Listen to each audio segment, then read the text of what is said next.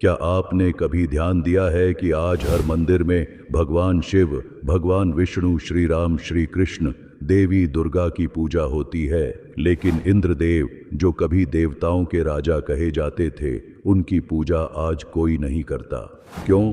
क्या इंद्रदेव कोई गलत देवता थे, या फिर इतिहास में उनके साथ कुछ ऐसा हुआ जिससे उनकी महत्वता खत्म हो गई? आज इसी सवाल का तार्किक जवाब समझते हैं। अगर हम ऋग्वेद खोलें तो उसमें इंद्र का नाम सबसे ज्यादा बार लिया गया है। लगभग 250 से अधिक सूक्त सिर्फ उन्हीं के नाम पर है।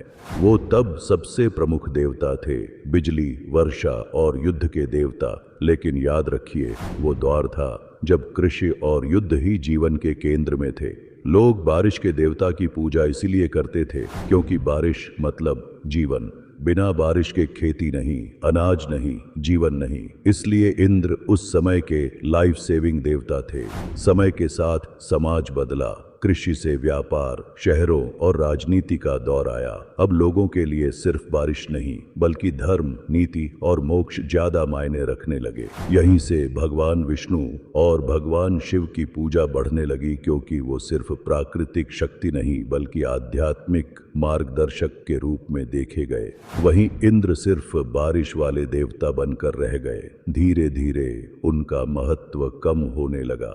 अब आता है सबसे बड़ा कारण, पौराणिक कथाओं का प्रभाव। जब बाद के ग्रंथ जैसे भागवत पुराण, रामायण, महाभारत लिखे गए तो उनमें इंद्र को कई जगह अहंकारी, ईर्ष्यालु या डरपोक दिखाया गया। उदाहरण के लिए अहल्या प्रकरण में इंद्र छल करते दिखाए गए। गोवर्धन पर्वत की कथा में उनका घमंड कृष्ण ने तोड़ा, और रावण के पुत्र का नाम भी इंद्रजीत था, यानी जिसने इंद्र को हराया। इन कथाओं का असर जनता के दिमाग में गहराई तक बैठ गया और इंद्र धीरे धीरे एक नेगेटिव एग्जाम्पल बन गए। इसके बाद धर्म में एक बड़ा बदलाव आया। अब पूजा का केंद्र प्राकृतिक देवता नहीं बल्कि आध्यात्मिक और नैतिक देवता बन गए।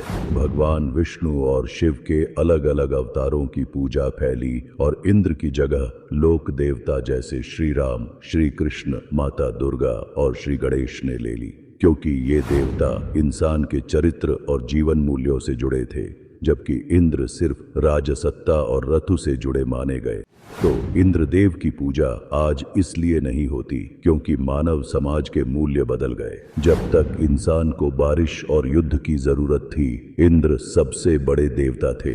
लेकिन जैसे ही इंसान ने ज्ञान, भक्ति और नीति को महत्व देना शुरू किया, वो देवता पीछे चले गए जिनका संबंध केवल प्रकृति की शक्तियों से था। इसलिए आज भी इंद्रदेव देवताओं के राजा जरूर कहलाते हैं, पर पूजा करने के योग्य नहीं, ऐसा कई लोगों का मानना है। और शायद यही दर्शाता है कि देवता नहीं बदलते, हमारी जरूरतें बदलती हैं। वही जरूरतें तय करती हैं कि कौन सा देवता पूजनीय रहेगा और कौन बस इतिहास बन जाएगा।